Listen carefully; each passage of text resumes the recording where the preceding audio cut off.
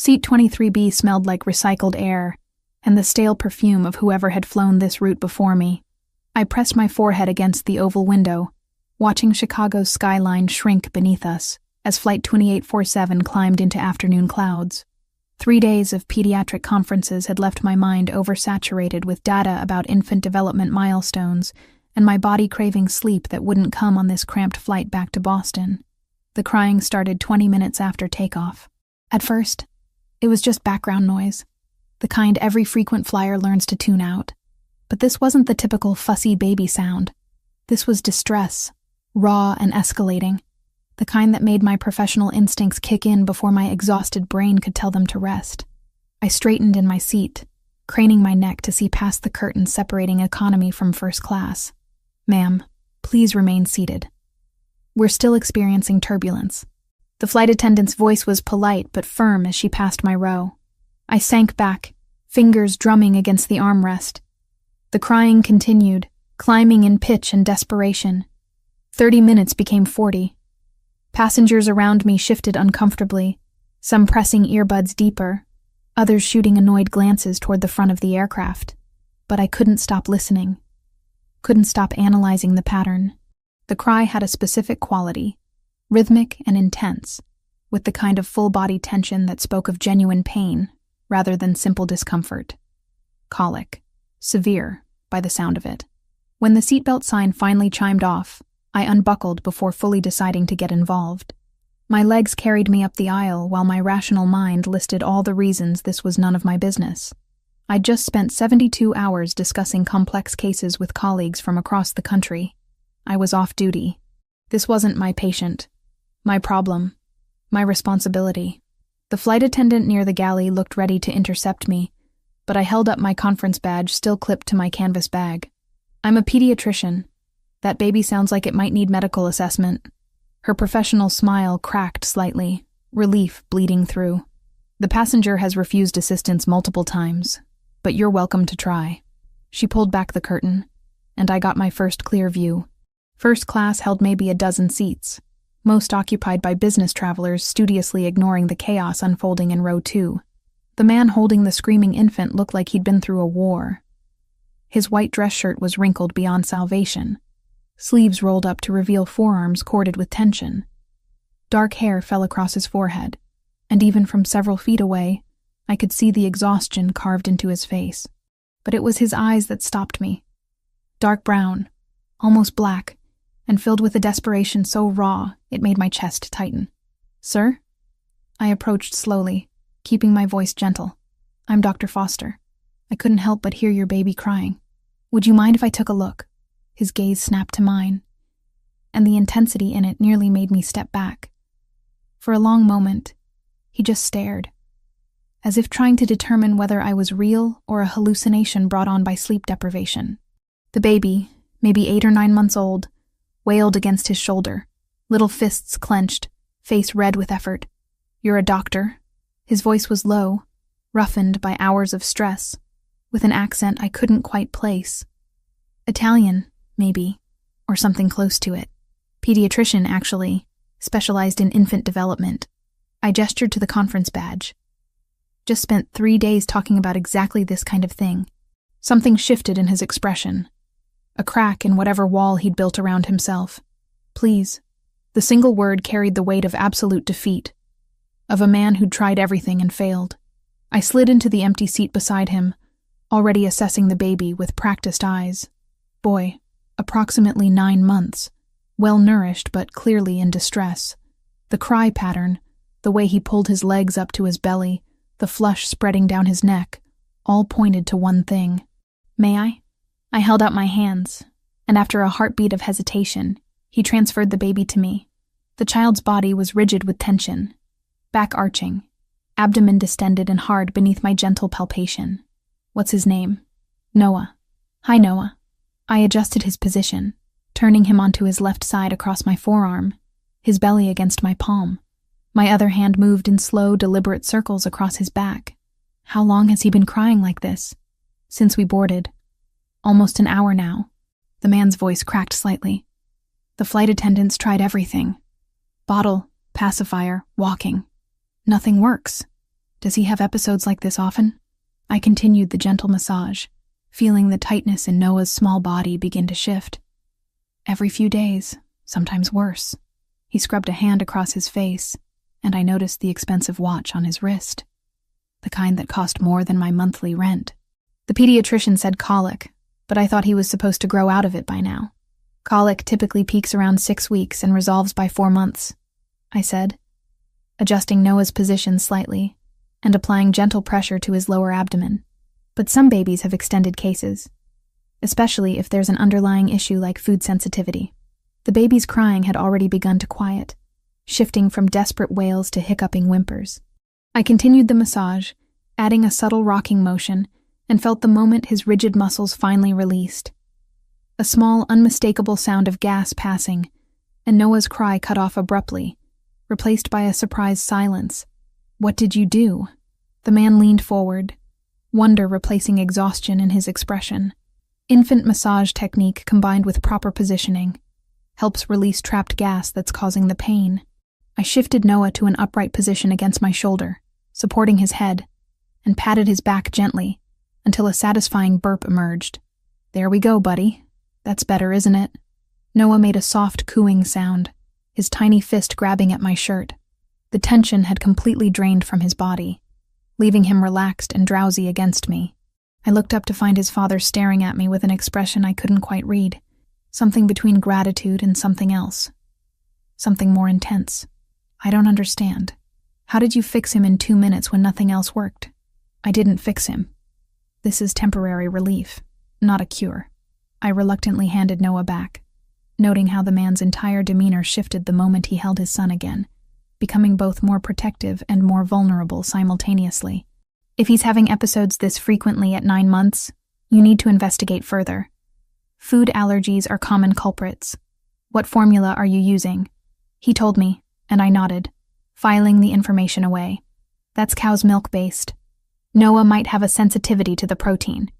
You should talk to his pediatrician about switching to a hypoallergenic formula and eliminating dairy from his diet if you're supplementing with any solid foods. I'll call tomorrow." He looked down at Noah, who was already drifting toward sleep, tiny fingers curled against his father's chest. "Thank you. I don't know how to thank you properly. You just did." I started to stand, but his hand caught my wrist gently.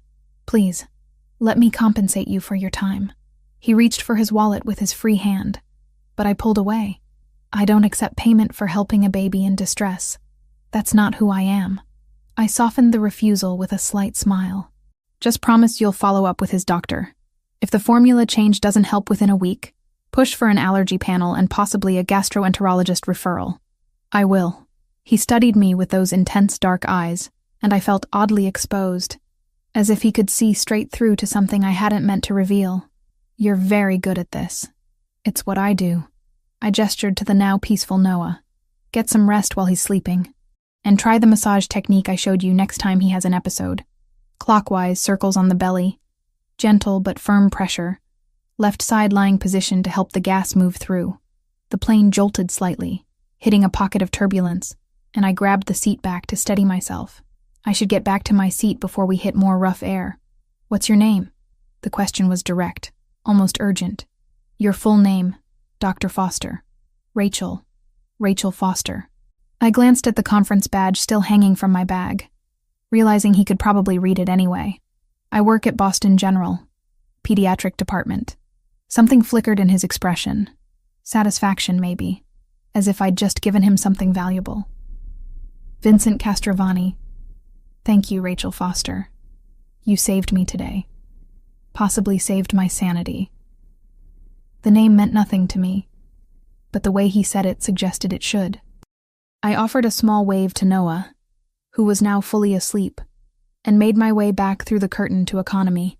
My seat felt even more cramped than before, but I couldn't quite shake the feeling of Vincent's eyes following me. The weight of his gratitude mixed with something else I couldn't name. The landing was smooth. We touched down at Logan just after 7, and I was through the terminal and into a rideshare before the first-class passengers even finished gathering their belongings. My tiny apartment in Dorchester waited, along with 12 hours of blessed sleep before my next shift. I didn't look back. Didn't think I'd ever see Vincent Castrovani or his son Noah again. Just another random encounter. One of those brief connections that happen between strangers and dissolve the moment they part ways. I had no way of knowing that 3 days later, he would walk into my hospital with deliberate purpose. That he'd already learned everything about me, from my work history to my home address. That the moment I'd touched his son, I'd stepped into a world far more dangerous than anything I could have imagined from my window seat in row 23B. Tuesday afternoon's shift at Boston General was the usual controlled chaos. I just finished explaining hydrocephalus treatment options to anxious parents when my pager buzzed with a new patient intake in exam room 4. The chart notation was sparse. Castrovani, Noah, 9 months. Follow-up for colic and feeding concerns. Requested Dr. Foster specifically. My steps faltered in the hallway. Castrovani. The name from the airplane. The exhausted father with the screaming baby who'd looked at me like I'd performed a miracle with nothing but my hands and some basic pediatric knowledge. But how would he even know I worked here? I'd mentioned Boston General during our conversation, but finding one specific doctor in a city this size should have taken more than casual effort. I pushed open the exam room door, and there he was. Vincent Castrovani looked different than he had on the plane. The wrinkled desperation had been replaced by composed control. His charcoal suit fit perfectly, clearly custom-made, and his dark hair was styled with deliberate precision.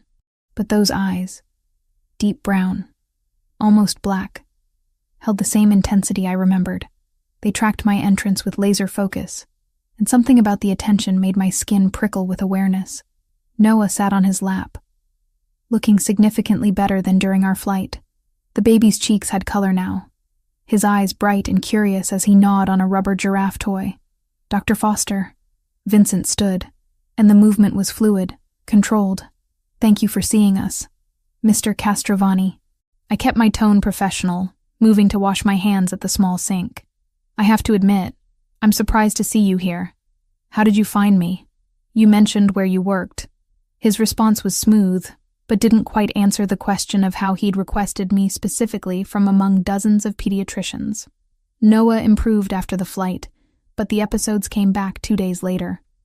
You were right about needing further investigation.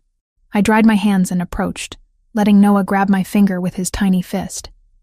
His grip was strong, healthy. Tell me about the episodes since we last spoke. Frequency, duration, what seems to trigger them. Vincent described the pattern with remarkable detail for a father, noting times, Noah's reactions to different foods, sleep disturbances. As he spoke, I became aware of movement in the hallway outside. Through the small window in the door, I caught glimpses of men in dark suits positioned with unusual deliberation. Not medical staff, not other patients' families, security, private security. Mr. Castrovani, who are those men in the hallway? His expression didn't change. Precautionary measures. I have business interests that require certain protections. The phrasing was careful, revealing nothing while confirming everything. This man operated in a world where bodyguards were normal, where threats were constant enough to require armed personnel in a hospital pediatric ward. I should have been more cautious, should have excused myself and requested one of my colleagues take this case.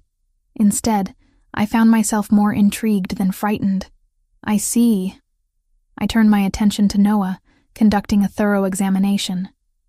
Abdomen still tender in the lower quadrants, but the rigid tension from the flight was absent. Has he had any rashes? Diarrhea? Blood in his stool? No blood. Some diarrhea, greenish color. Small rash on his back that comes and goes. I nodded, pieces clicking together. I suspect he has a cow's milk protein allergy in addition to the colic. It's relatively common, but often missed because the symptoms overlap. The formula you mentioned on the plane contains dairy proteins that his system can't process properly. Vincent leaned forward slightly, and I caught the scent of his cologne, something expensive with notes of cedar and spice. How do we fix it? Switch to a hypoallergenic formula, the kind where the proteins are broken down into smaller components his body won't react to. Within a week, you should see significant improvement. I pulled out my prescription pad, writing down specific brands and dosages. But the transition needs to be monitored carefully. Babies can be sensitive to formula changes. Then monitor it. His voice dropped lower, taking on a quality that suggested he was accustomed to getting exactly what he wanted. "I'd like to hire you as Noah's private pediatrician. Full-time basis. Whatever your current salary is, I'll triple it." I set down my pen slowly. "Mr. Castrovani, I appreciate the offer, but I don't do private practice. My work here at the hospital serves families who can't afford specialized care. That matters to me." "Name your price." "It's not about money." "Everything is about money, Dr. Foster." He shifted Noah to his other arm, and the baby reached for him with complete trust. The gesture softened something in Vincent's face, a crack in the armor. "My son needs someone who understands his condition. Someone who can help him without making him suffer through trial and error with doctors who spend 10 minutes per appointment. You helped him in 2 minutes on an airplane. Imagine what you could do with proper time and resources." The argument was compelling, but something about the situation felt dangerous in ways I couldn't articulate. "I'll make you a counteroffer. Let me come to your home, do a complete assessment of Noah's environment, diet, routine. One comprehensive consultation where I can give you a detailed care plan. After that, you work with your regular pediatrician to implement it." Vincent considered this, his gaze never leaving my face. The scrutiny should have been uncomfortable, but instead felt strangely intimate, like he was cataloging every detail for later reference. "Fine, but the consultation happens at my residence where Noah is comfortable and where I can ensure privacy." Privacy. Another careful word choice that suggested this man's life involved things that needed to be hidden from public view. Against every ounce of common sense, I agreed. "When?" "Tonight. I don't finish my shift until 7. I'll send a car at 7:15. He pulled a business card from his jacket pocket, the cardstock thick and expensive. "Only a name and phone number. No company, no title. Call this number when you're ready. The driver will bring you to my property." Property. Not home. Not house. Property. I took the card, feeling the weight of the decision settling over me like a physical thing. "Just the consultation, Mr. Castrovani?" "Nothing more." "Of course, Dr. Foster."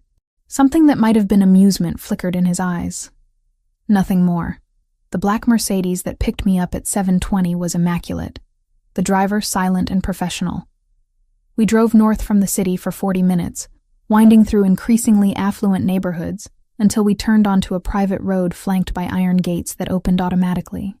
The estate beyond was stunning, a modern architectural masterpiece of glass and stone set on what had to be at least 10 acres of manicured grounds.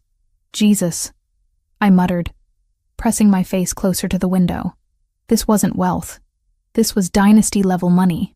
The car stopped under a covered portico, where Vincent waited, Noah in his arms. He'd changed from the suit into dark slacks and a white shirt with rolled sleeves, looking simultaneously more relaxed and somehow more dangerous. 3 men in suits flanked the entrance, their positions strategic, their attention constantly scanning. "Dr. Foster." He descended the steps as my door opened. "Welcome." The interior was even more impressive than the exterior. Soaring ceilings, original artwork that probably cost more than my medical school debt, furniture that whispered Italian craftsmanship.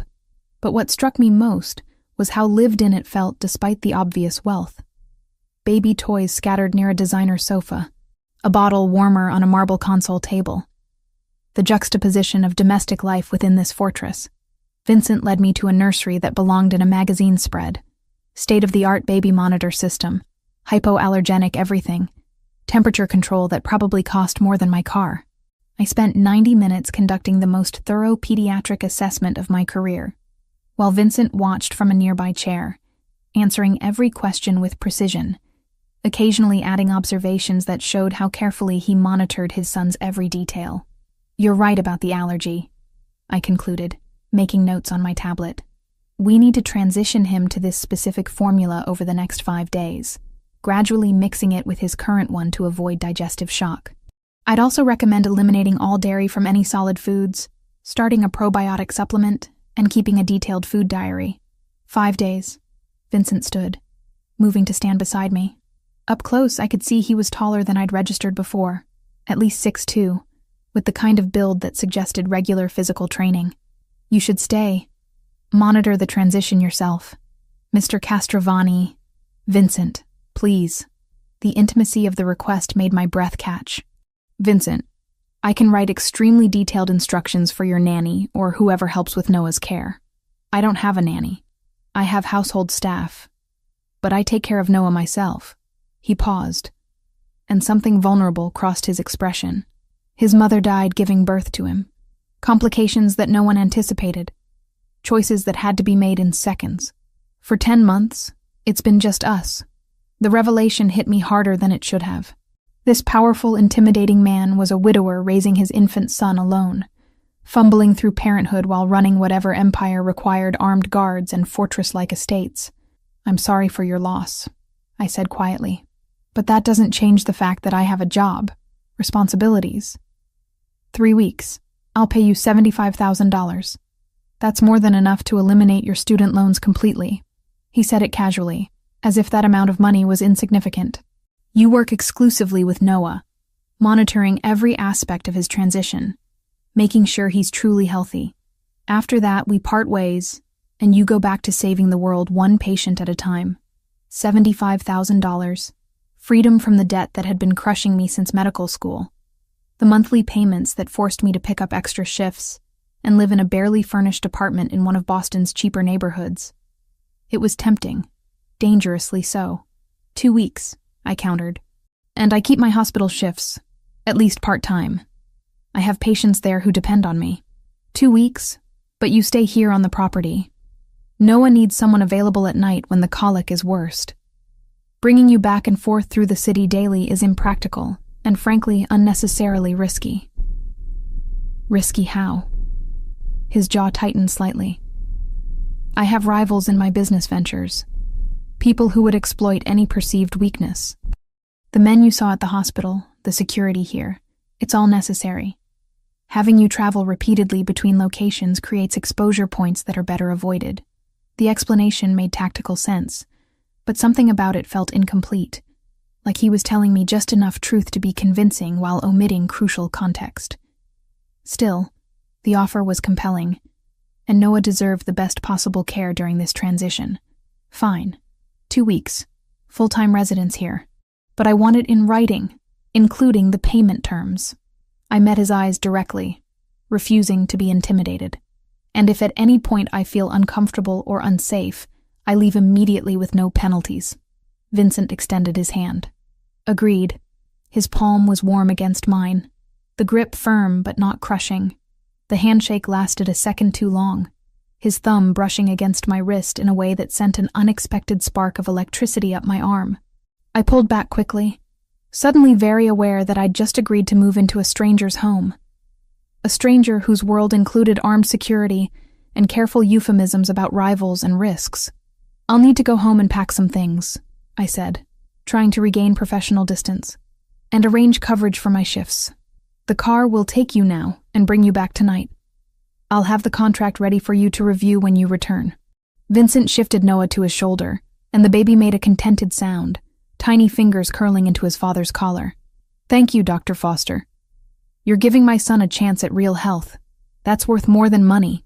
As the Mercedes carried me back toward my apartment, I stared at Vincent's business card, running my thumb over the embossed lettering. I'd made my choice, signed onto something I didn't fully understand, all because a baby had cried on an airplane, and I couldn't walk away from helping him. I had no idea I'd just stepped into a world where help and danger were two sides of the same coin, or that the man who'd hired me was already planning how to keep me long after our 2 weeks ended. My guest suite was larger than my entire apartment in Dorchester. Floor-to-ceiling windows overlooked manicured gardens that probably required a full-time staff to maintain. The bathroom had heated floors, a rainfall shower, and toiletries that cost more per bottle than I typically spent on groceries in a week. Everything screamed wealth so profound it had stopped trying to impress anyone. I unpacked my single suitcase, feeling oddly out of place among such luxury. 2 weeks. $75,000. Then back to my real life. The first morning, I woke at 6 to find Vincent already in Noah's nursery, changing a diaper with the focused concentration of someone who'd taught himself through YouTube videos and desperation. He looked up when I entered, surprise flickering across his face. You're up early. Pediatricians don't sleep in. Babies certainly don't. I moved to the changing table, observing his technique. You're doing it wrong. The tabs need to be tighter or he'll leak through in an hour. Vincent stepped back without argument, watching as I demonstrated the proper method. Noah gurgled happily, tiny legs kicking. I've been doing it wrong for 10 months? Probably, but he's still alive and healthy, so you're doing fine overall. I finished fastening the fresh diaper and picked Noah up, pressing my nose to his belly until he giggled. Ready to start your new formula, little man? The transition went smoother than anticipated. I'd created a detailed schedule, mixing ratios that decreased the old formula by 20% each day, while increasing the hypoallergenic replacement. By day 3, Noah's digestive system had noticeably improved. The desperate crying episodes stopped completely. He slept longer stretches, woke up happier, gained weight at a healthy rate. But observing Noah's medical progress was only part of what I learned that first week. The Castrovani household operated with military precision beneath its domestic surface. Staff moved through the mansion on predictable schedules, always professional, always aware of Vincent's location. The chef prepared meals that appeared at exact times without anyone seeming to request them. Laundry vanished and reappeared clean and pressed. It was like living in a 5-star hotel where the machinery was invisible, except for the men with guns. They were everywhere once I started noticing. Not obviously threatening, not drawing attention to themselves, but present. 2 stationed at the main entrance, one patrolling the grounds visible through the western windows, another positioned near the garage. They wore suits like Vincent's, but moved differently, with the controlled awareness of trained soldiers. On the 3rd day, I watched from the nursery window as 3 black SUVs arrived in formation. Men emerged, greeted each other with familiar efficiency, and disappeared into Vincent's study. The meeting lasted 4 hours. When they left, Vincent looked exhausted in a way that had nothing to do with lack of sleep. "Business associates?" I asked that evening when we happened to be in the kitchen simultaneously. I was preparing Noah's evening bottle. Vincent was pouring whiskey from a crystal decanter. "Something like that?" He took a long drink, then seemed to reconsider his evasiveness. "Allies, more accurately. The people I work with to maintain certain territorial understandings." Territorial.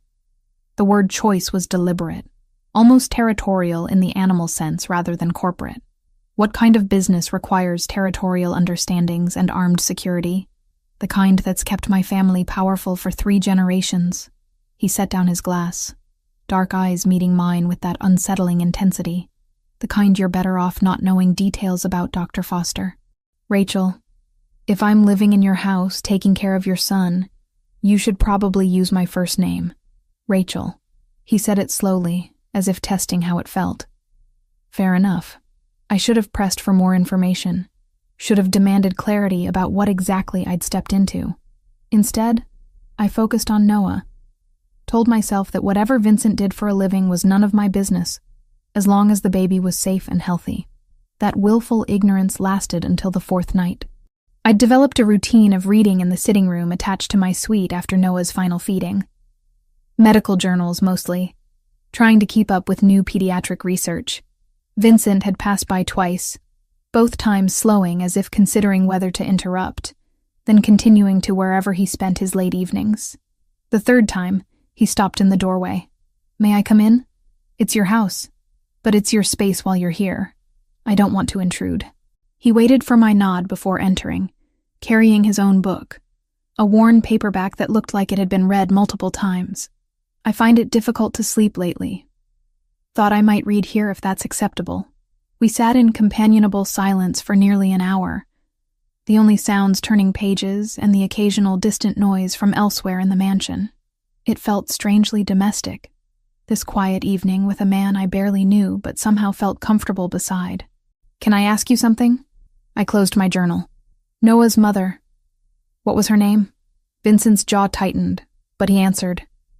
"Sophia. We'd been married 6 years when she got pregnant. The doctors said she had a placental abruption during labor. Massive hemorrhaging. They gave me a choice." His voice went flat, emotionless in the way people get when discussing trauma too painful to feel fully. "Save her or save Noah. Not both. Vincent, I'm sorry. She made the choice for me. Had it written in her birth plan. Witnessed by her lawyer. If complications arose, save the baby. I held her hand while she bled out, knowing I was letting her die because she told me to. He looked at me then, and the raw grief in his expression made my throat tight. So yes, I'm perhaps too protective of him. He cost me everything I had. He has to be worth it. I crossed the space between us without thinking, sitting beside him on the leather sofa. He is worth it. And she knew that when she made her choice. You're not letting her down by struggling, Vincent. You're honoring her by keeping him alive and healthy, despite how hard it is. His hand found mine, fingers intertwining with surprising gentleness. Thank you for saying that. We stayed that way for longer than was probably appropriate. Hands clasped, both lost in our own thoughts about loss and survival. When I finally went to bed, my palm still tingled where his skin had touched mine. The shooting started at 2:17 a.m. I woke to the sound of car engines, raised voices, then the unmistakable crack of gunfire. My body reacted before my mind fully processed the danger, throwing off covers, running barefoot into the hallway. Noah's nursery. I had to get to Noah. Vincent was already there, scooping the crying baby from his crib with practiced speed. Come with me. Now. What's happening? No time. Move. His voice carried absolute authority, the tone of someone accustomed to being obeyed in crisis situations. He led us down the hallway to what I'd assumed was a linen closet. Instead, when he pressed his palm to a hidden scanner, the back wall slid open to reveal a reinforced room roughly 12 feet square. Emergency supplies lined metal shelves, communication equipment blinked on a small desk, and the walls were thick enough to muffle the ongoing sounds of violence outside. A panic room. Of course this house had a panic room. Vincent handed me Noah, who was screaming in terror, then moved to the communication equipment. He spoke rapid Italian into a headset, his calm at odds with the chaos evident in whatever responses he was receiving. I sank onto the padded bench running along one wall, holding Noah close, making soothing sounds I didn't feel. The shooting lasted maybe 5 minutes, though it felt like hours. Then silence, more frightening than the noise had been. What if Vincent's security had lost? What if whoever attacked was now searching the house? Vincent finished his communication and sat beside us, taking Noah from my arms. The baby immediately calmed slightly, recognizing his father's scent and touch. It's over. They didn't breach the perimeter. My voice shook, despite efforts to control it. Who attacked us? A rival organization. We've been in conflict over territorial control of certain business operations along the East Coast. He rubbed Noah's back in slow circles, the movement automatic. They've been testing our defenses for weeks, looking for weaknesses. This was more aggressive than previous attempts. Testing your defenses. I repeated the words, trying to process them. Vincent, what exactly do you do? He looked at me for a long moment, clearly weighing how much truth to offer. My family controls significant interests in this region. Import-export operations, real estate holdings, entertainment venues, security services. Some of our business dealings exist in gray areas legally. The people we compete against don't believe in competition. They believe in elimination. Gray areas. Elimination. The euphemisms couldn't quite hide what he was describing. You're telling me you're in organized crime. I'm telling you, I inherited a legacy 3 generations old that provides for hundreds of families, that operates according to codes and rules that predate modern law enforcement, and that, yes, sometimes requires violence to maintain. His voice remained steady, factual. The men who attacked tonight? Albanian mafia expanding into territory they have no claim to. If I show weakness, if I fail to defend what's mine, they'll take everything. My businesses, my properties, my life. Noah had fallen back asleep against Vincent's shoulder, exhausted by fear.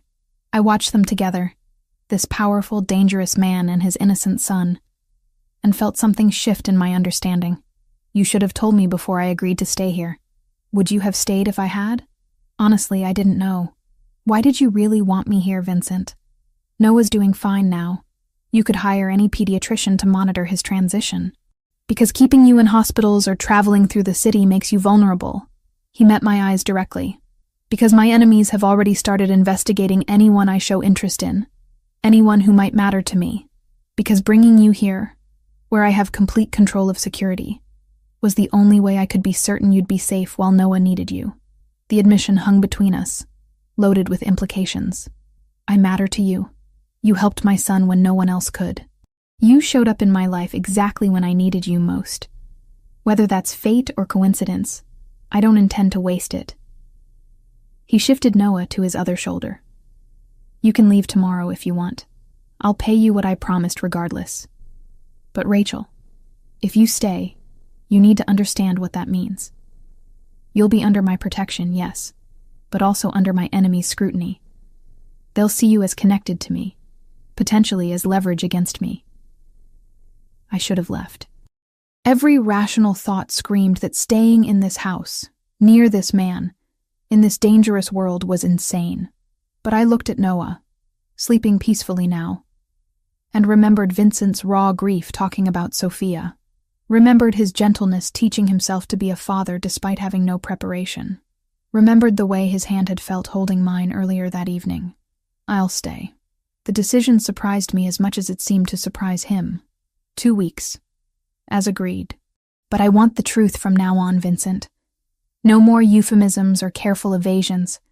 If I'm at risk, I deserve to know exactly what I'm facing. Relief flooded his expression, quickly masked but visible for a heartbeat. Agreed. And Rachel? Thank you. For protecting Noah tonight. For not running when the shooting started. Where else would I go? He needed me. I stood, suddenly exhausted. Are we safe to leave the panic room now? Luca will come get us when the property is secure and the perimeter reset. He leaned back against the reinforced wall. Noah still asleep against him. Might be a while. So we waited, this unlikely trio in a hidden fortress within a fortress, while outside Vincent's men cleaned up whatever aftermath violent men left behind. And somewhere in that strange, suspended time, I stopped thinking of this arrangement as temporary employment and started recognizing it for what it really was. The beginning of something that would change everything about my carefully constructed, safely predictable life. Noah's transformation was remarkable. By day 10, he was sleeping through the night, gaining weight steadily, and developing at the pace a 9-month-old should. The desperate crying had become a distant memory, replaced by babbling attempts at communication and genuine smiles that lit up his entire face. Medically speaking, my job was complete, so why was I still here? The question nagged at me as I watched Vincent feed Noah breakfast on the 11th morning. He'd mastered the technique now, anticipating when the baby would turn his head or spit out bites he didn't like. The easy competence of his movements spoke to how far he'd come from that desperate father on the airplane. His weight gain is excellent, I said, reviewing the charts I'd been keeping. Formula transition is complete. Digestive system has stabilized. Developmentally, he's right where he should be. Vincent looked up from wiping pureed sweet potato off Noah's chin. But nothing. He's healthy, Vincent. You don't need a live-in pediatrician anymore. Something flickered in his expression, there and gone too quickly to identify. The 2 weeks aren't up yet. You agreed to stay the full duration. I agreed to monitor his transition. The transition is done. Then stay for me. The words came out quiet, almost vulnerable. These past 10 days have been the first time since Sophia died that this house has felt like a home instead of a mausoleum. Noah laughs now. You taught me how to make him laugh. I don't want that to end. The admission caught me off guard. Vincent, finish the 2 weeks, please. I'm not ready to go back to doing this alone. I should have insisted on leaving. Should have recognized that staying beyond medical necessity crossed professional boundaries I'd built my career respecting. Instead, I heard myself agreeing, telling myself it was just a few more days, that helping this family find stability was the compassionate choice. That night, Vincent knocked on my suite door around 10. I made coffee. Thought you might want some while you read. It became our routine. Evenings in my sitting room, both reading, occasionally commenting on something interesting, mostly existing in comfortable silence. On the 12th night, he asked about my parents. House fire, I said, the word still difficult 5 years later. Electrical fault in the wiring. They were asleep when it started. By the time neighbors called it in, there wasn't anything firefighters could do except contain the spread. Were you close? Very. My father was a literature professor. My mother taught elementary school. They were those rare people who genuinely liked each other even after 30 years of marriage. I traced the edge of my book cover. I was in my final year of medical school when it happened. Spent 6 months barely functional, just going through motions. My advisor wanted me to take a leave of absence, but staying busy was the only thing keeping me from falling apart completely. Vincent set down his drink. That's why you work so hard. Why you took extra shifts at the hospital, even though you were exhausted. You're running from the quiet. The observation was too accurate to deny. Maybe. Or maybe I just want to help people because I couldn't help them. You can't save everyone, Rachel. I know, but I can try to save the ones in front of me. I met his eyes. Like Noah, like you, in a way. You were drowning that day on the plane. I threw you a lifeline because that's what I do, and now I'm pulling you into water you don't know how to navigate. He moved from his chair to sit beside me on the sofa, the proximity sending my pulse racing. I should let you go, should send you back to your safe, predictable life before my world destroys you. I'm not as fragile as you think. I know. That's what terrifies me. His hand lifted, fingers brushing my cheek with devastating gentleness. You're strong and brave and so goddamn beautiful it hurts to look at you sometimes. And I want you in ways that have nothing to do with Noah's medical care and everything to do with the fact that you're the first person since Sophia who's made me feel alive instead of just surviving. My breath caught. Vincent, this is complicated. I know. I'm not asking for anything. Just needed you to know that keeping you here isn't entirely selfless. He started to pull away, but I caught his wrist. What if I want complicated? The words hung between us. An admission I hadn't meant to make but couldn't take back. His eyes darkened, searching my face for certainty he wouldn't find, because I wasn't certain of anything, except that when he looked at me like that, every rational thought evaporated. Rachel. My name was a warning and a question. Instead of answering, I closed the distance between us, pressing my lips to his in a kiss that immediately ignited into something desperate and consuming. His hands tangled in my hair, pulling me closer as I gasped against his mouth. Every touch felt electric, charged with weeks of denied attraction finally given permission to exist. We broke apart breathing hard, foreheads pressed together. We should stop, he said without conviction. Probably. I kissed him again anyway. And this time, he didn't suggest stopping. What happened next was inevitable. Two people who'd been orbiting each other with increasing gravity finally colliding. He was gentle and intense simultaneously, taking his time despite the urgency thrumming through both of us. When it was over, we lay tangled together on my bed, his fingers tracing patterns on my shoulder. I don't do this, I said quietly. Sleep with men I barely know. You know me better than most people who've been in my life for years. He pressed a kiss to my temple. And for what it's worth, I don't do this either. Haven't been with anyone since Sophia. The confession made something in my chest tighten. Vincent, stay. Not a command this time, but a plea. Past the 2 weeks. Stay as long as you want. I should have said no. Should have recognized this for the dangerous entanglement it was. Instead, I nodded against his shoulder, sealing a decision that would change everything. The morning brought harsh reality. I woke to find Vincent's side of the bed empty, though the sheets still held his warmth. Voices drifted from downstairs, tense and urgent. I dressed quickly and found him in his study with Luca. Both men bent over a laptop displaying surveillance photos. Photos of me. With Noah at a pediatric clinic I'd insisted on visiting 3 days ago for a routine wellness check. The images captured me holding the baby, laughing at something he'd done, looking every bit like a mother with her child rather than a temporary employee. When were these taken? I asked from the doorway. Both men looked up, guilt flashing across Vincent's face. 2 days ago. We just received them this morning through intelligence channels. Who took them? Albanian surveillance team. Luca's tone was grim. They've identified you as someone connected to Vincent, possibly significant to him. They're investigating your background now. Ice flooded my veins. How much danger am I in? Vincent stood, crossing to me with purpose. None. You're under my protection, on my property. They can't touch you here, but they know about me now. They'll use me to get to you. Let them try. His voice carried absolute certainty. I have resources they can't imagine. You're safe, Rachel. I promise. Luca cleared his throat. Boss, with respect, the smart move is to cut ties. Pay her out. Relocate her somewhere they won't look. Erase the connection before it becomes a liability. No. The word came out hard, brooking no argument. She stays. Vincent, this is exactly what we warned. I said no, Luca. Find another solution. The older man sighed but nodded, gathering his materials and leaving us alone. I wrapped my arms around myself, suddenly cold despite the room's warmth. Maybe he's right. Maybe I should go before this gets worse. Is that what you want? What I want doesn't matter if staying here puts me in danger. Then let me protect you properly. He moved closer, hands gentle on my shoulders. Tonight, I'm hosting dinner with my captains, the men who run operations under my oversight. I want you there. Want them to see you're part of my household, under my protection officially.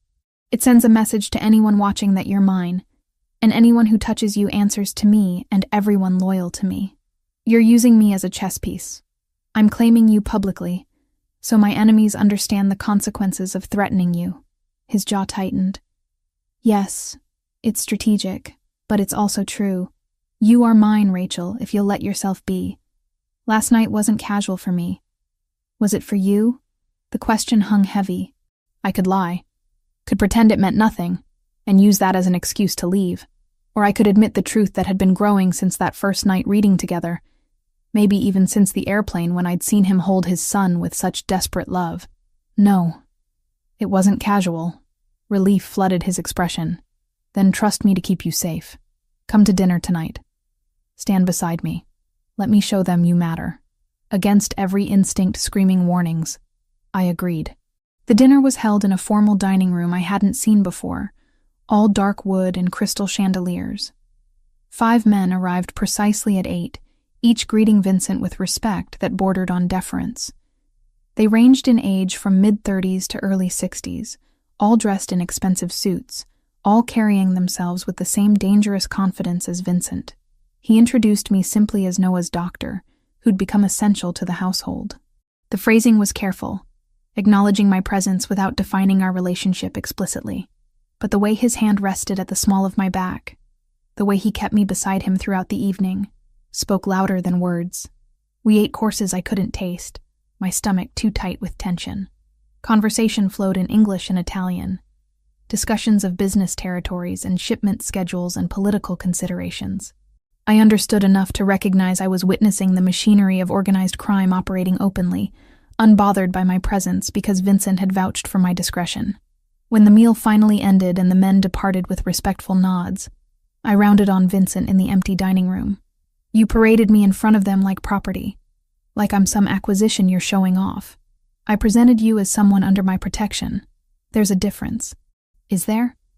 Because from where I stood, it felt like you were marking territory. His eyes flashed. You want honesty? Fine. Yes, I was marking territory. Letting every person in my organization know that you're off limits, that harming you means declaring war on me personally. That's how this world works, Rachel.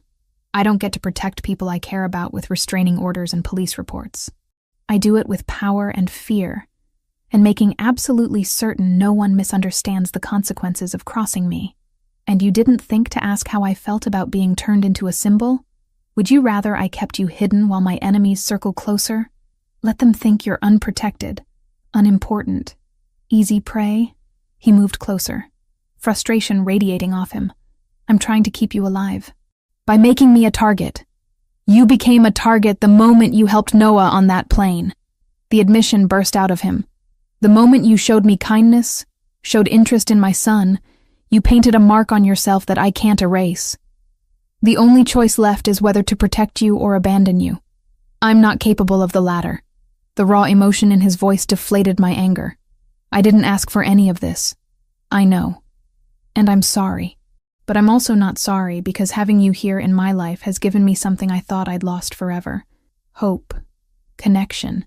The possibility of being something more than just Noah's father and the Castrovani heir. My resolve crumbled. This is insane. We barely know each other. I know you take your coffee with too much cream and read medical journals like novels. I know you sing to Noah when you think no one's listening, and that you cry during those commercials with shelter dogs. I know you're terrified of thunder but won't admit it, and that you'd throw yourself in front of a bullet for someone you just met if you thought it would save them. I know everything that matters, Rachel. He was right. Somehow in these compressed weeks, we'd learned each other in ways that usually took months. The intensity of the situation, the forced proximity, the shared purpose of caring for Noah, it had accelerated everything into something that felt both brand new and ancient. So what now? I asked quietly. Now you decide. Stay and let me protect you the only way I know how. Or leave, and I'll do my best to erase every connection between us so you can go back to being invisible to my enemies. His hand cupped my face. But understand that if you stay, you're choosing this world, choosing me, and I don't let go of things that matter. I should have chosen safety. Should have walked away from this dangerous, complicated, utterly insane situation.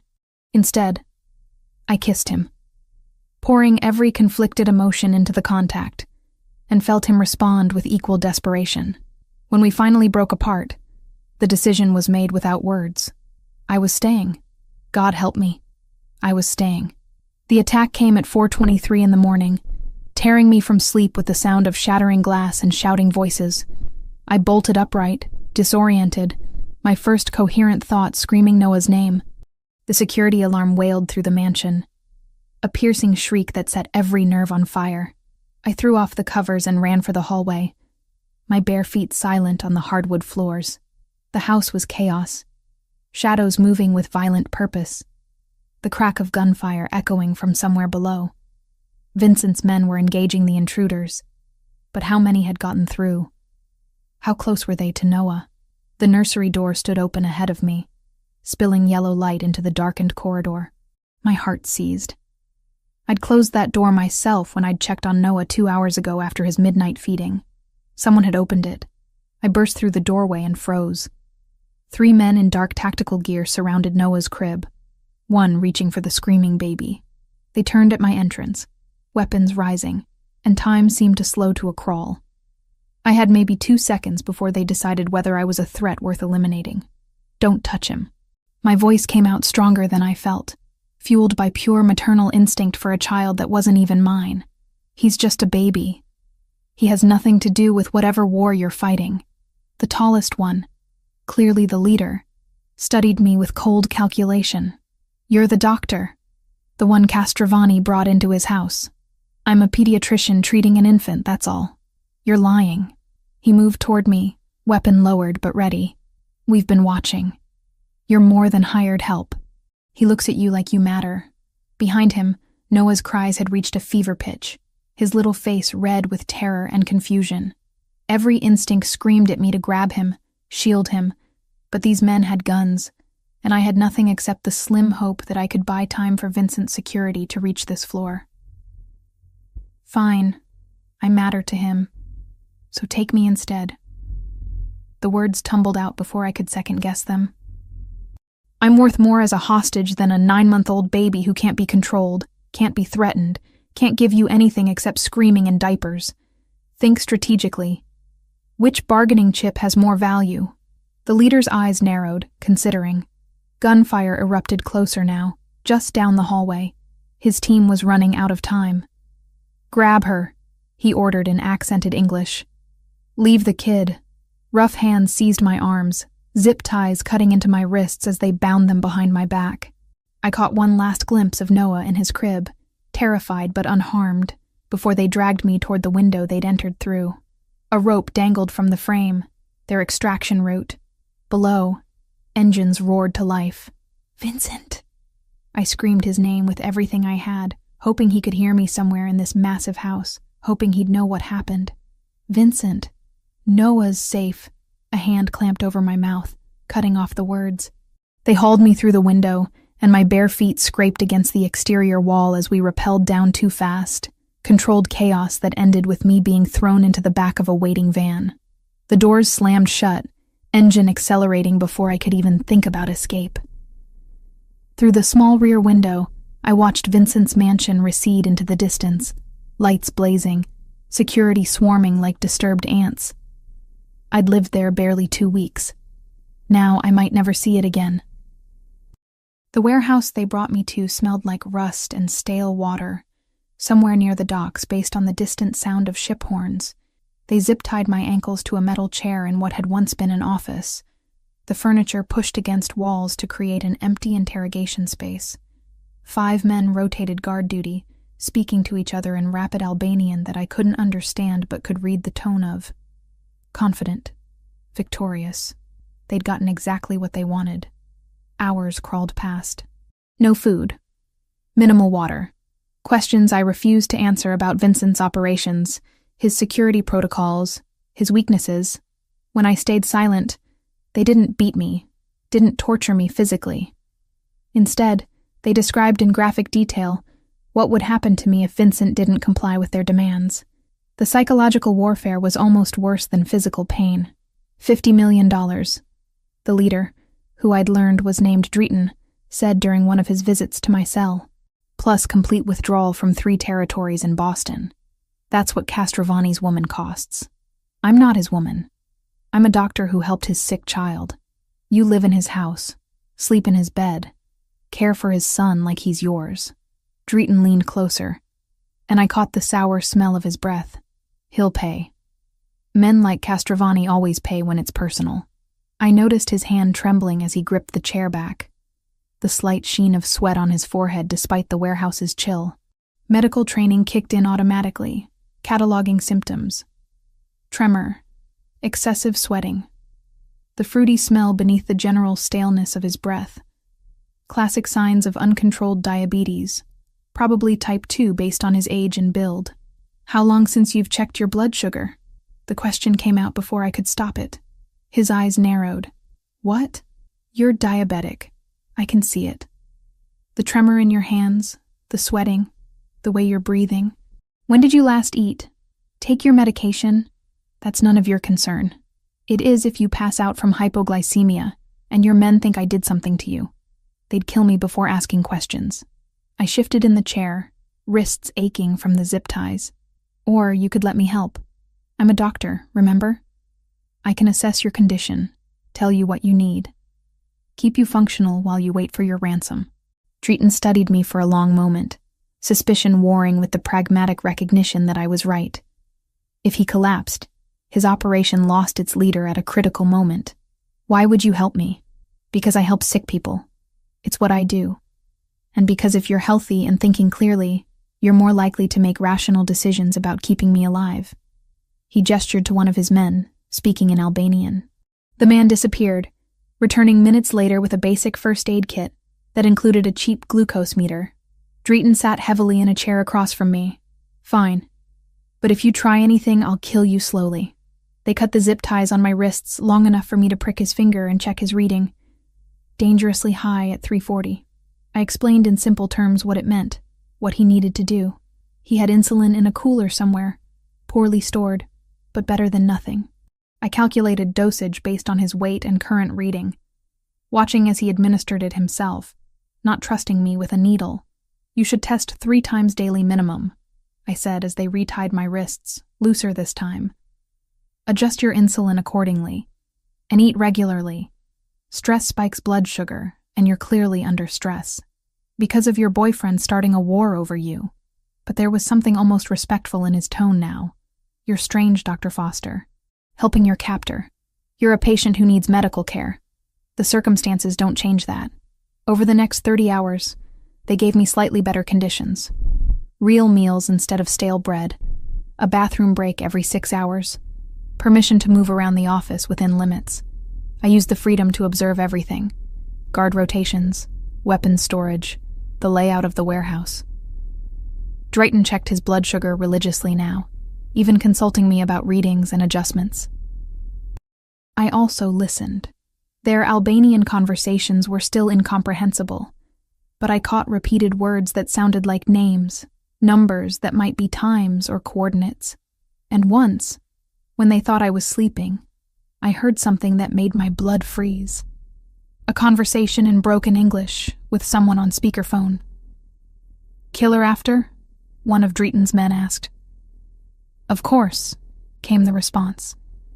Make it look like Castrovani's rescue attempt failed. He gets emotional, makes mistakes. That's when we finish him. They never intended to let me go. The ransom was a trap. Bait to lure Vincent into making exactly the kind of desperate move that would get him killed. And there was nothing I could do to warn him except hope that he was smart enough, careful enough, to see through their plan. On the second night, Drayton came to check on me personally. "Your man is gathering an army," he said, almost conversational. 5 families pledging support. It's impressive. Also futile. "Then why do you look worried?" His jaw tightened. "I'm not worried." "Yes, you are. Your blood sugar just spiked again. I can see it in your face." Fight or flight response. I leaned forward as much as the restraints allowed. Vincent isn't just some boss you can eliminate and walk away from. He has allies, resources, and absolutely nothing to lose when it comes to people he cares about. You took the wrong hostage, Drayton. You should have left me alone. Too late for regrets now. He stood, checking his weapon with practiced efficiency. Tomorrow ends this, one way or another. After he left, I sat in the darkness listening to distant sirens and my own racing heartbeat. Somewhere out there, Vincent was planning my rescue, and I had to find a way to survive long enough for him to execute it. Had to believe that the man I'd fallen for despite every rational objection was capable of beating odds that seemed impossible. Because the alternative, that I'd die in this warehouse without seeing him or Noah again, was something I couldn't let myself consider. Not yet. Not while I still had breath and hope and the stubborn determination that had gotten me through medical school, through my parents' death, through every impossible challenge life had thrown at me. I just had to hold on a little longer. The explosion of sound pulled me from fitful half-sleep. Not gunfire this time, but something bigger, more organized. Shouting in multiple languages, vehicles screeching, and then the unmistakable percussion of flashbangs detonating in rapid succession. The warehouse erupted into chaos. My guards scattered, weapons drawn, yelling commands I couldn't understand. Through the office's grimy window, I saw muzzle flashes lighting up the darkness like deadly fireflies. This wasn't another Albanian patrol. This was an assault, coordinated and overwhelming. Vincent had come for me. "Get down!" I dropped to the floor as bullets punched through the thin walls, showering me with splinters and dust. The zip ties on my ankles had been left relatively loose after days of compliance. I worked them frantically, ignoring the burn as plastic cut into skin, focusing only on getting free. Outside the office, the firefight intensified. I recognized the tactical precision even through the chaos, the way Vincent's forces moved with purpose rather than panic. They were clearing the warehouse systematically, room by room, closing in on the center where Drayton had kept me isolated. A body hit the floor outside my door. Then another. The handle turned, and I pressed myself against the wall, grabbing the only weapon available, a rusted metal pipe from the corner that had once been part of the building's plumbing. The door crashed open.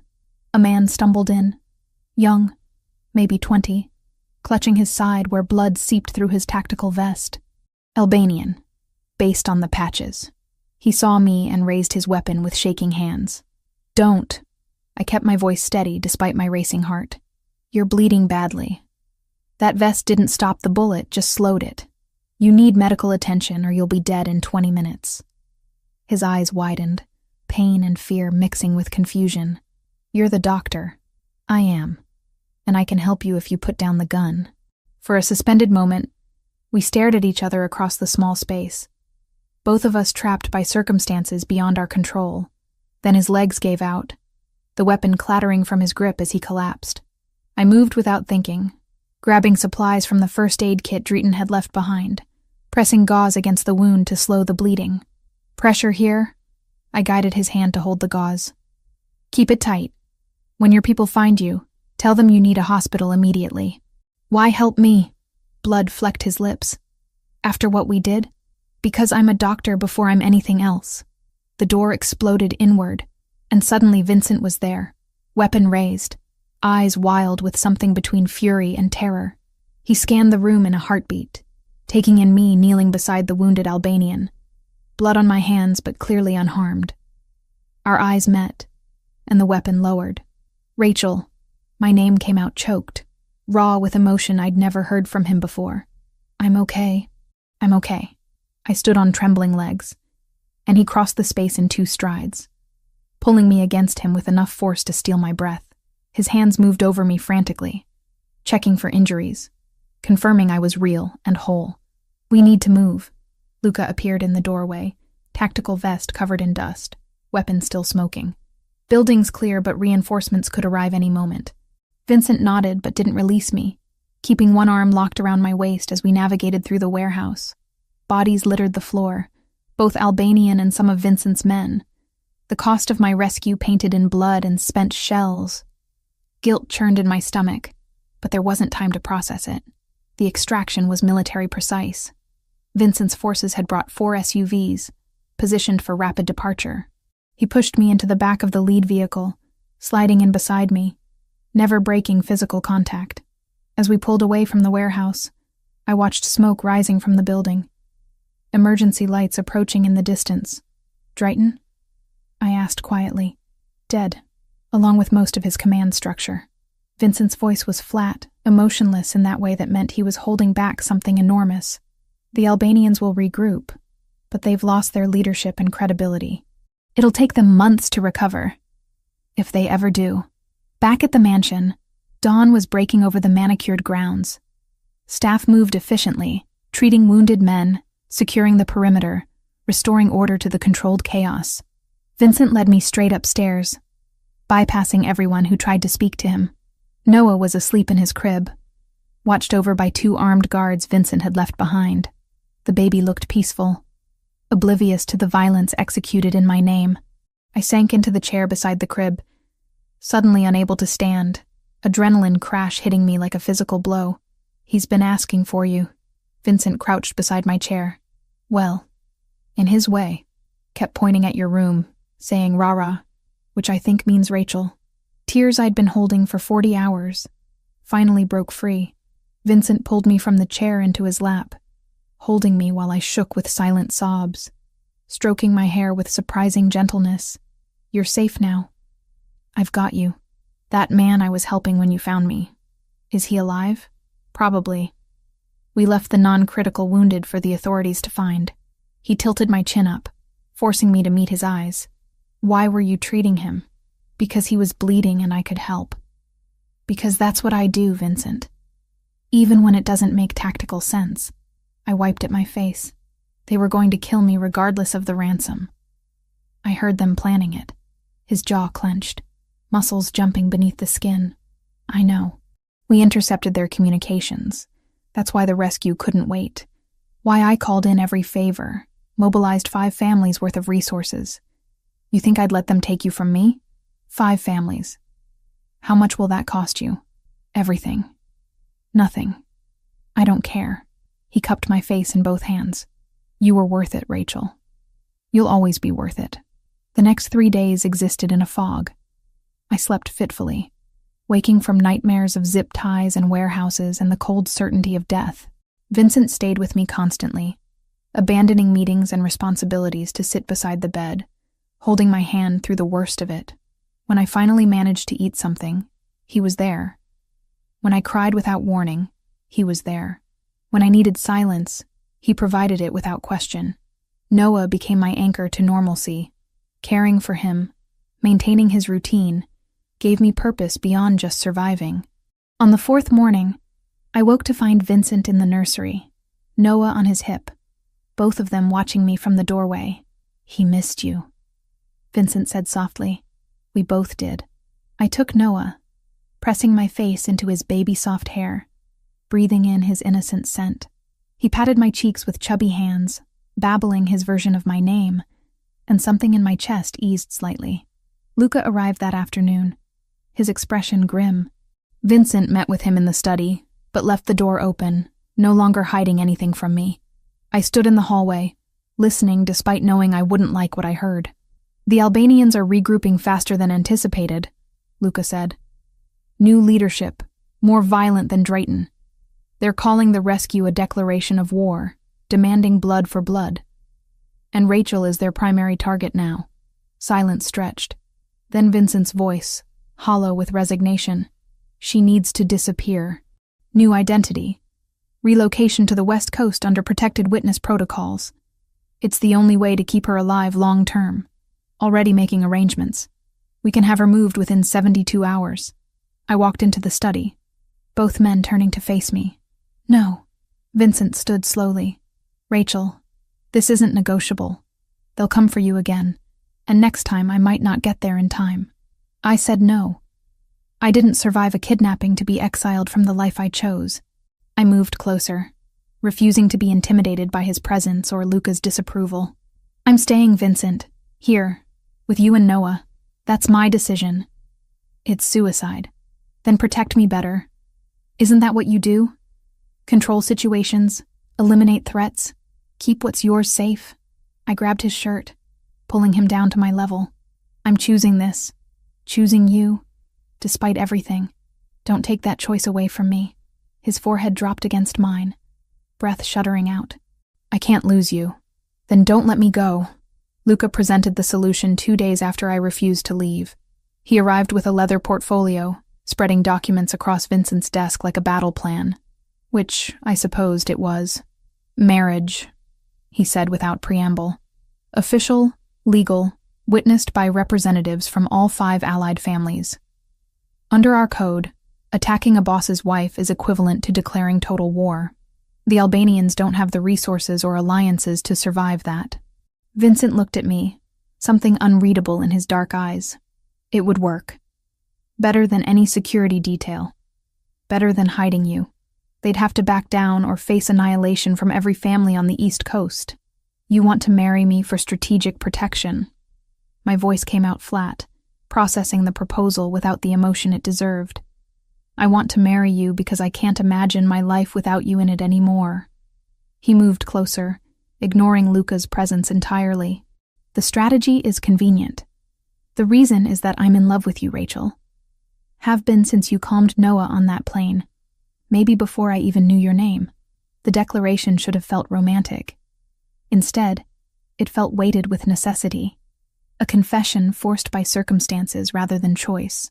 And if there was another way to protect me, would you still want this? Yes. No hesitation. No doubt. But there isn't another way, and I'm selfish enough to use that fact to keep you. I looked at Luca, who was studiously examining the documents as if not hearing every word. How quickly can this happen? 72 hours if we expedite. City Hall ceremony, minimal witnesses, maximum legal standing. He glanced up. It won't be romantic, Dr. Foster, but it will be binding. Fine. The word came out before I could overthink it. Let's do it. Vincent's relief was palpable, though he masked it quickly. You're sure? No, but I'm choosing this anyway. I touched his face, feeling the slight stubble he hadn't bothered shaving. I'm choosing you, Vincent. Even though it's insane and strategic and wrapped in violence. I'm choosing this life. He kissed me then, deep and claiming, and I let myself believe that maybe strategy and love could coexist in the same decision. The ceremony happened on a gray Wednesday morning at City Hall. I wore a simple cream-colored dress that one of Vincent's staff had procured. Elegant but forgettable. Vincent looked devastating in a dark suit.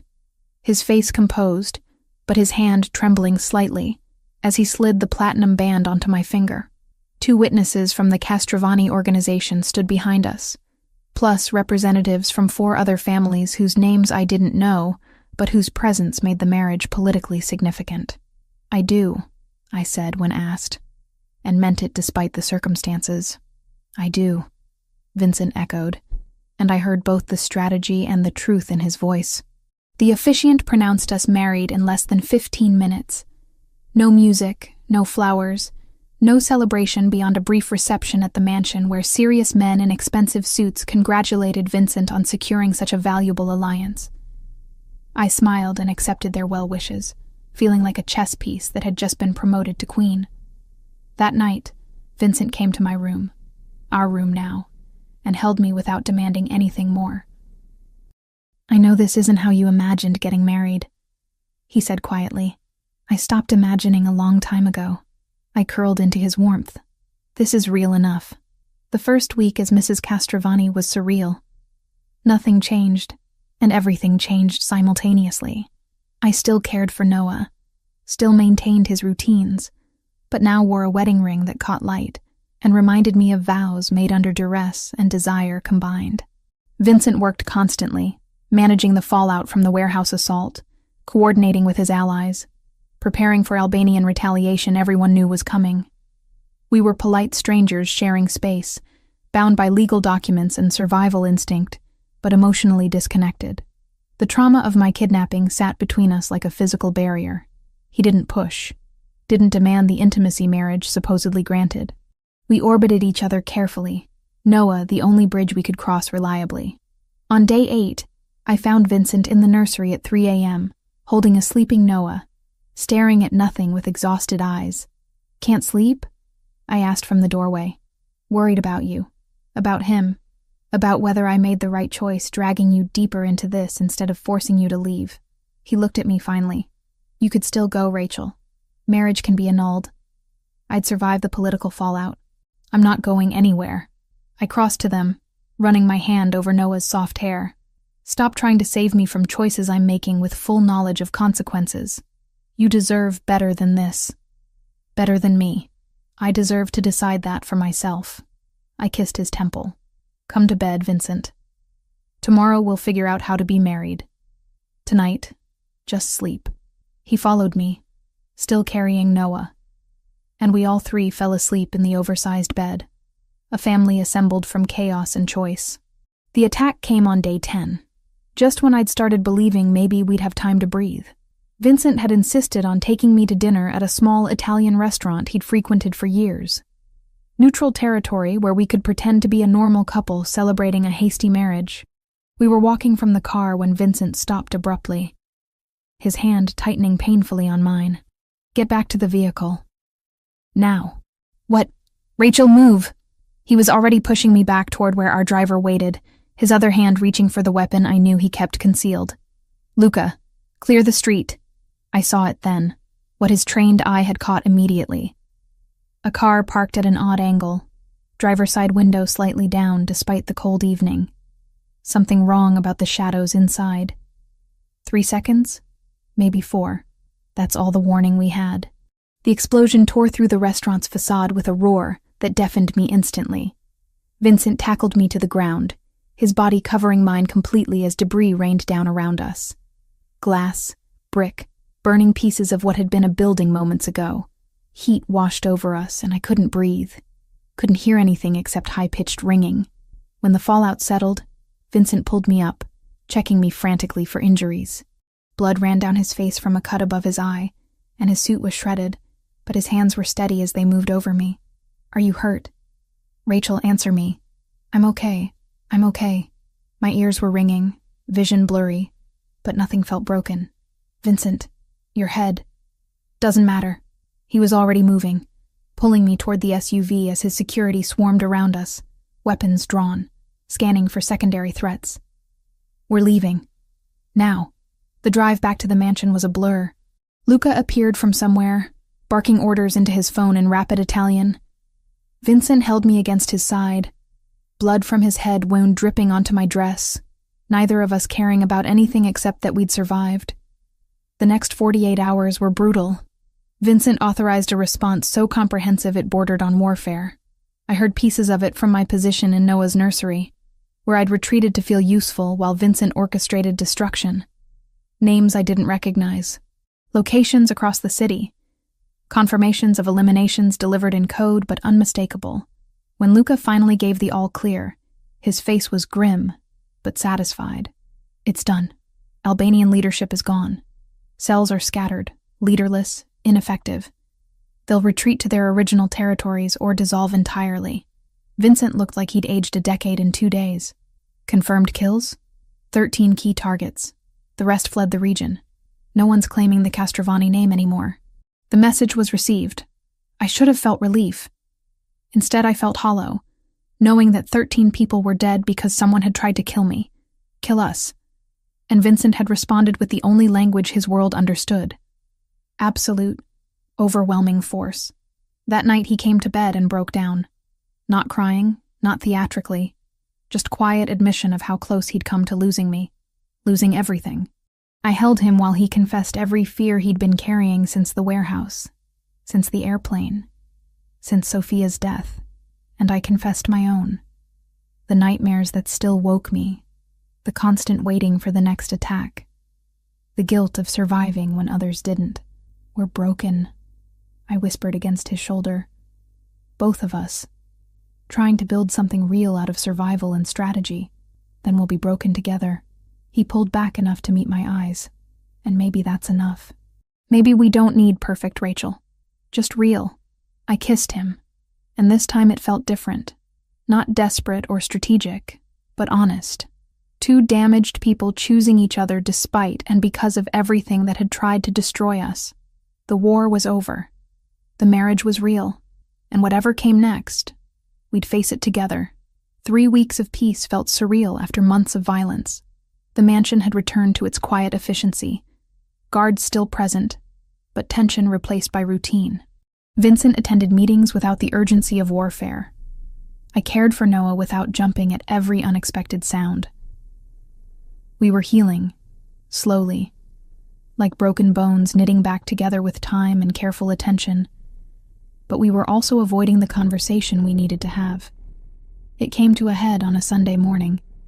Noah was napping, the house unusually quiet, and I found Vincent in his study staring at paperwork he wasn't actually reading. I knocked on the open door frame. "We need to talk."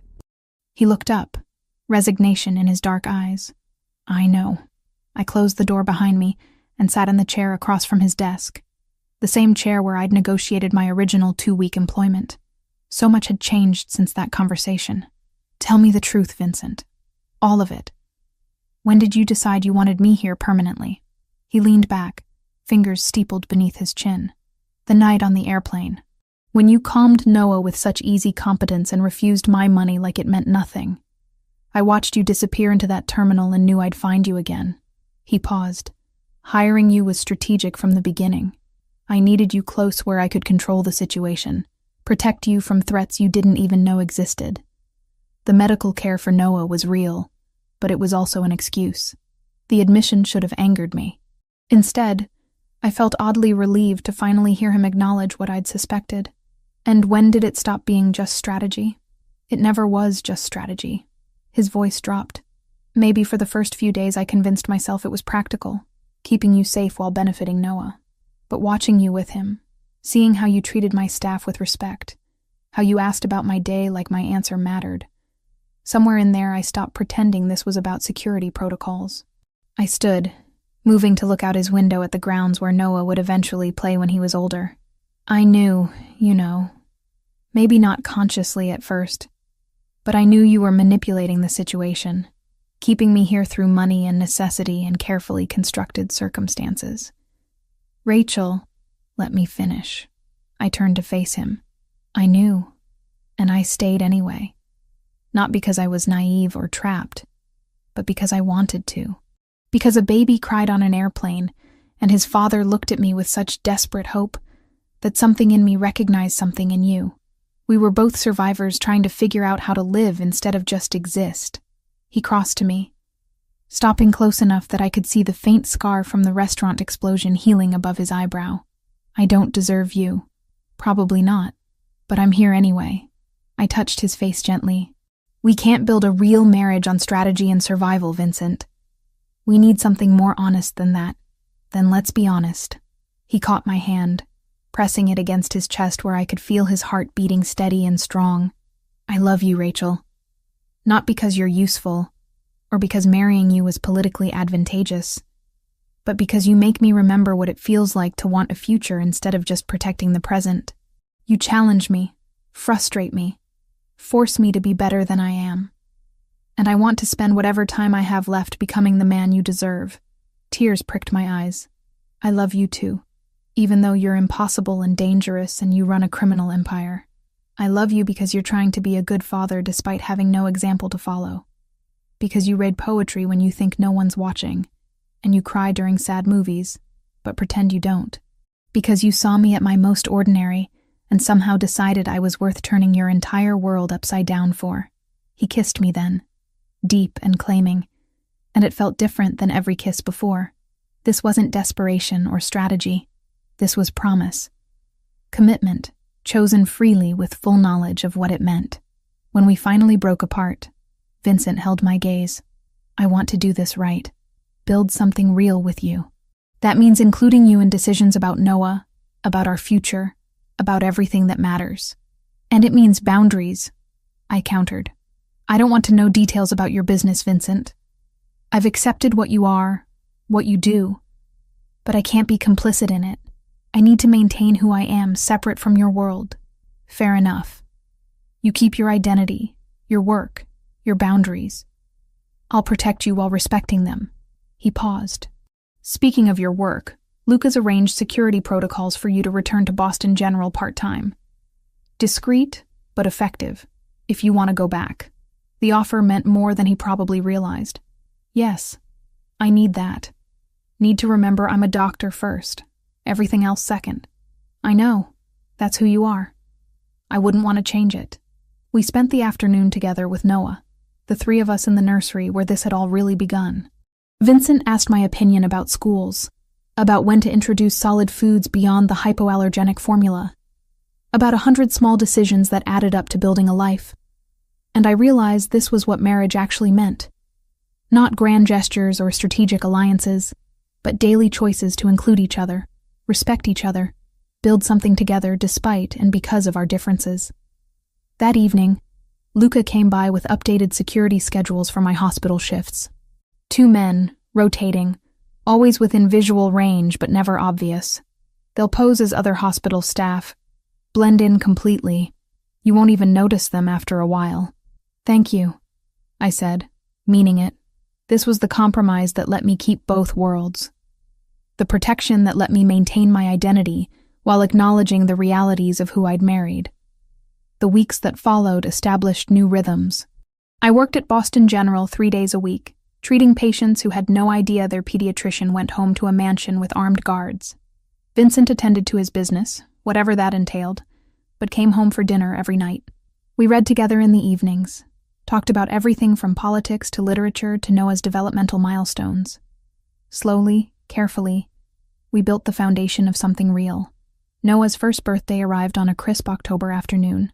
We kept the celebration small, just Vincent, me, Noah, and a few key members of Vincent's inner circle who'd become something like family. The cake was chocolate, Noah's favorite based on the few tastes we'd given him.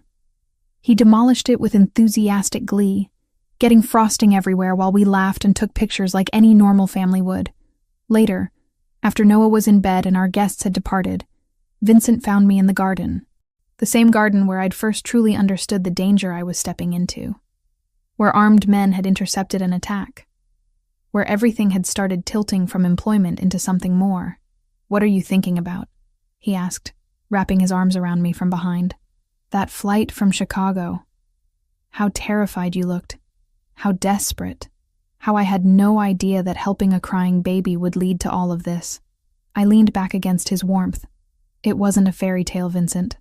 No magical transformation or perfect romance. Just 2 broken people deciding to be broken together. Regrets? I turned in his arms, meeting those dark eyes that had first captured my attention with their intensity. Not a single one. This life, this choice, you and Noah, I'd do it all again exactly the same way. Even the kidnapping, the explosions, the strategic marriage, even those, because they led here, to this moment, to us being honest about what we are and what we're building. I kissed him softly. "I love you, Vincent Castrovani. Not despite who you are, but including all of it. I love you, Rachel Castrovani." He said my married name with such reverence it made my chest tight. "Thank you for choosing this. For choosing me." We stood there in the garden as evening fell. 2 people who'd found each other through chaos and decided to build something lasting from the wreckage. Tomorrow would bring new challenges, new choices, new moments where we'd have to actively choose each other over easier paths. But tonight, we had this. Honest love, hard-won trust, and the absolute certainty that whatever came next, we'd face it together. The baby who'd cried on Flight 2847 was sleeping peacefully upstairs, healthy and loved. The terrified father from that flight had become my husband, my partner, my choice. And the exhausted pediatrician who'd just wanted to help had found something she hadn't known she was searching for. A family assembled from impossible circumstances and unconventional love. It wasn't perfect, but it was real. And that was enough for me.